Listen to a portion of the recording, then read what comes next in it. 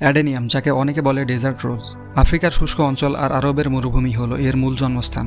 এই গাছের মোটা কাণ্ডে পানি জমে থাকে, তাই একে বলে সাকুলেন্ট। আসলেই তাই, আমার এই ছোট চারা গাছটি এভাবে রাখা ছিল, অনেক বেশি যত্ন করা হয়নি। তো আজকে একটি নতুন টবে রিপোর্টিং করে দেবো। তো এই হলো টব। আসলে টবের বিষয়টা হয়ে গেছে কি, মনে করেন 12 ইঞ্চি বা 15 ইঞ্চি একটা টবের দাম মোটামুটি 180 বা 200 টাকা। তাহলে আমি 200 বা 250 টাকা দিয়ে একটা গাছ অনায়াসেই কিনতে পারি।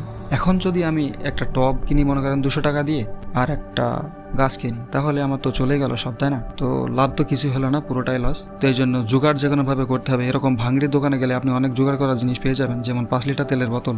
আর এই অ্যাডেনিয়ামের গাছ থেকে তো আপনি বীজ পাচ্ছেন ইনশাল্লাহ, তাহলে তো আপনাকে আর গাছও কিনতে হচ্ছে না। তো যখন যেটা দরকার সেটাই করতে হবে। তো চলেন এখন তাহলে রিপোর্টিংটা করে নেওয়া যাক।